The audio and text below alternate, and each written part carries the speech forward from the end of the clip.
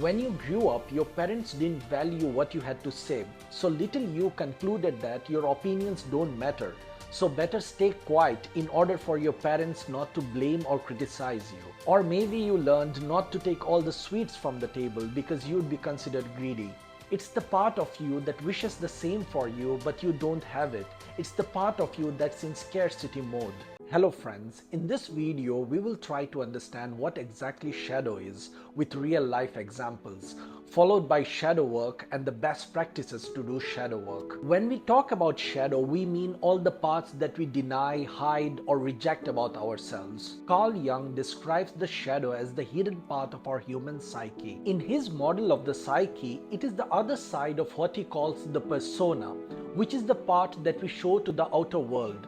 A mask that is intended to hide all our flaws and imperfections. It's called the shadow because it hasn't been captured by the light of our consciousness and because it has been banned from the surface of our visible life.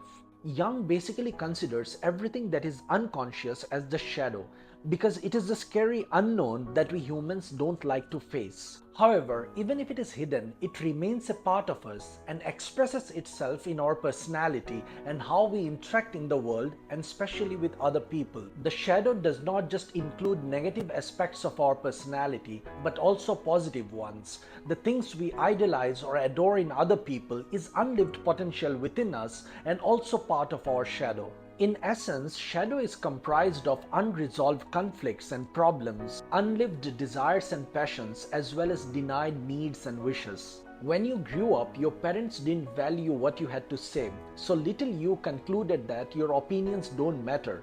So better stay quiet in order for your parents not to blame or criticize you. This aspect keeps evolving and you learn to suppress your opinions and you develop a fear of speaking up, especially in school and later on in your job or on social media. Or maybe you learned not to take all the sweets from the table because you'd be considered greedy. Or you learned to not be loud, wild and free in your expression because you'd be thought of as childish or annoying. In both cases, you might judge others for the exact same thing, for being annoying or being greedy. In my case, my family of origin is not very creative in their expression, and so when I created things as a child, I didn't get the recognition I needed from my parents, and thus concluded that my creations are not good enough and I'm not a creative person. This led to me not ever sharing my photography and films with anyone, and later no one believing in my abilities. I wanted to but didn't have the confidence to apply to film and photography school. When you scroll around on Instagram,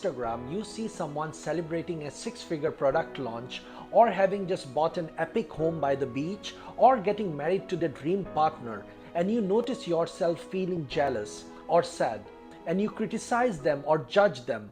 Oh, look at them showing off their big money egos, or who needs such a big house anyway, or well, we all know how many marriages fall, so I'm sure they won't make it far. It's the part of you that wishes the same for you but you don't have it. It's the part of you that's in scarcity mode. It's the part of you that is resentful that you grew up in a poor family, or that your parents got divorced when you were 7, or that you grew up in a small apartment sharing your room with your 2 siblings. Being in love is another beautiful way we project our shadows. Let's say you are someone with 9-to-5 job and you have been living in the same very organized apartment in the same city for the last 10 years. You have a real nice secure life, and then you fall for someone who is a real adventurer, maybe a digital nomad or someone who has cycled around the globe on a bike, who impersonates freedom in everything they do. In this case, the aspects of you that have not lived enough are projected onto the other person. This shows you what parts of yourself you are not expressing yet, which of your own dreams and potential you are ignoring, probably out of fear.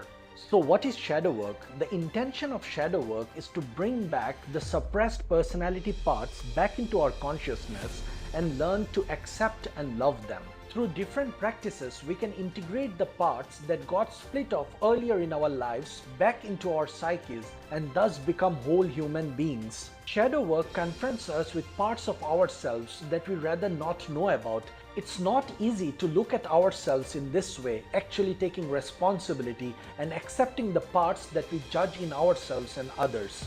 Yet the solution lies not in the permanent avoidance of our dark soul parts, but in their full acceptance and approval. It's a process of acknowledging the ugly parts of ourselves, our anger, jealousy, greed, and bitterness, and learning to love them despite our judgments about them.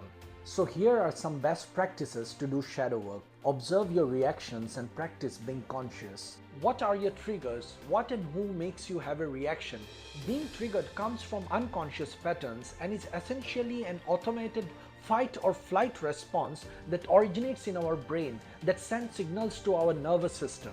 Watch yourself in your relationships, as you are out and about in your daily life, and also when you are consuming social media. Through self-observation and mindfulness, you can practice to become aware of your shadow aspects. It might take a while for you to develop this skill. Becoming conscious and taking some time to reflect on a reaction is a massive step in the process. Consciousness opens up choice. Practice emotional inquiry and complete the emotional cycle. What am I feeling? Why am I feeling this? What belief or story is attached to the emotion? Emotion like I'm not good enough, my feelings are not valid, I'm not lovable, no one supports me, I will never be happy. Does this feeling or situation remind me of something in the past or in my childhood? Feel the emotion in your body, connect to it, give it the space it needs to complete its cycle. It's really about developing a sense of curiosity for your inner emotional world and seeing your emotions as information. Write your heart out by daily journaling. Writing helps us to be honest with ourselves, and we discover things from our unconscious which we did not expect. The pages are the space where we can't bullshit ourselves. You can get started by using these prompts to identify your shadow parts. What triggers me in life and my relationships?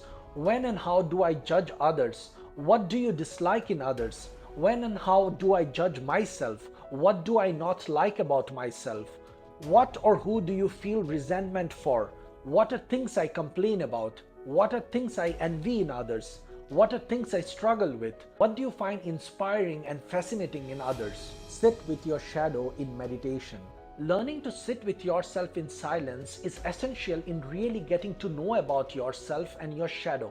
It is also the hardest thing to do for many people, but being able to just be with yourself, with your thoughts and your feelings, is powerful in getting in touch with your shadow parts. By sitting with your emotions and inquiring deeper into your triggers, you can also do dream analysis. Dreams are an ideal vehicle to confront the shadow because dreams provide a direct line of communication to the unconscious. Through your dreams, your unconscious is speaking with you. Especially recurring dreams really means your shadow wants your attention, and they offer a ton of important information. Focus your attention on remembering and understanding your dreams before going to sleep. Make it your intention. Analyze your favorite stories, myths, and movies. A more intuitive way to explore your shadows is looking for symbols and signals in the stories you resonate with most. They directly speak to the unconscious without us knowing it. We like certain movies and heroes because they mirror a part of our shadow self. Make a list of your favorite movies and myths and jot down their rough storyline. Then think about the characteristics of your heroes and heroines and how they might relate to you, your unfulfilled potential or secret dreams. Inner child work. Since most of our shadows are created during childhood, that's also where a lot of healing potential lies. We essentially have to learn to reparent ourselves in order for our adult self to take the driver's seat in our lives. A great way to do inner child work is through guided meditations. Thank you guys for watching. Write your thoughts in the comment section below, and if you like it, don't forget to hit the like button and subscribe to my channel.